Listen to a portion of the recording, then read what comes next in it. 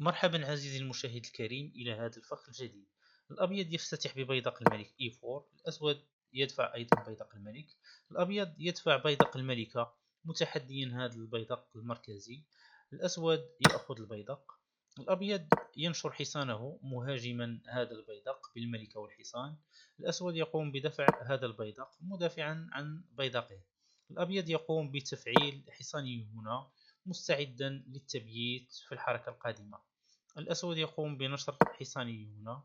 الأبيض يبيت.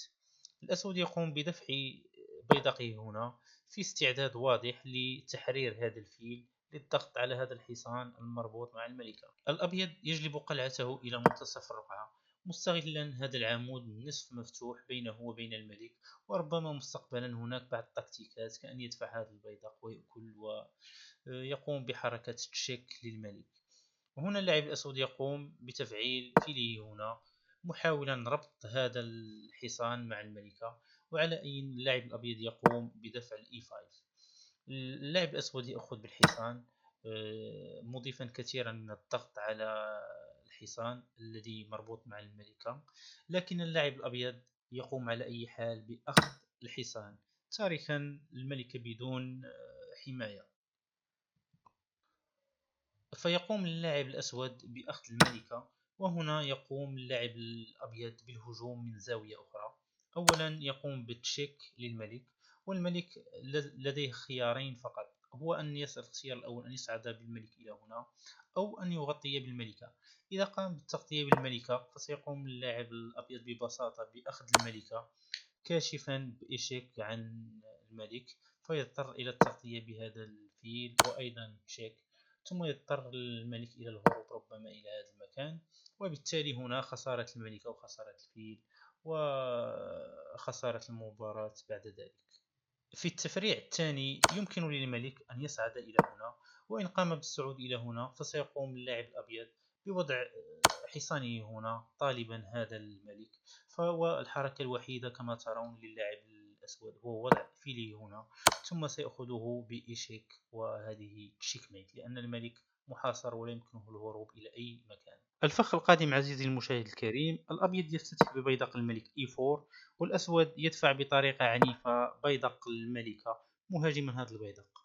الأبيض يأخذ البيدق، يستعيده اللاعب الأسود بالملكة ويطلع بحصانه هنا مهاجما الملكة فتتراجع للوراء.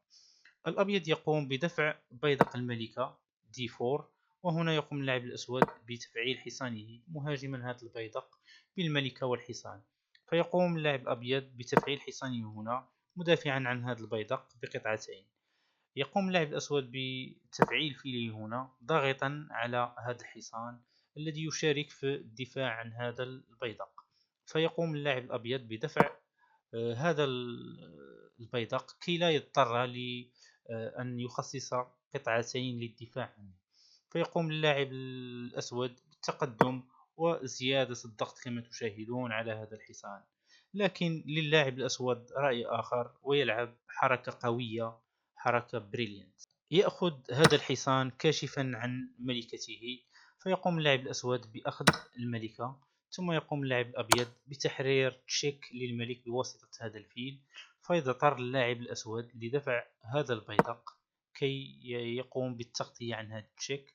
يقوم اللاعب الأبيض بأخذ البيدق، ثم يتقدم بملكته هنا فاتحا المجال أمام ملكه للهروب إن استطاع. فيقوم اللاعب الأبيض بأخذ هذا البيدق كاشفا مرة أخرى عن الملك بالتشيك.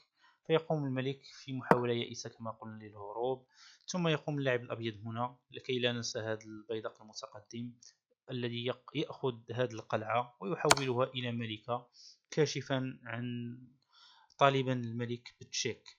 تتراجع الملكة قليلا لتغطية هذا التشيك، فيأخذ الملكة، يأخذ الملك الملكة، ثم هنا يأخذ الملك الأبيض الملكة. وبالتالي كما تشاهد عزيزي المشاهد الكريم، فاللاعب الأبيض له امتياز فيل وحصان وبيدقان، وبالتالي أفضلية واضحة وسيفوز بالمباراة بكل سهولة.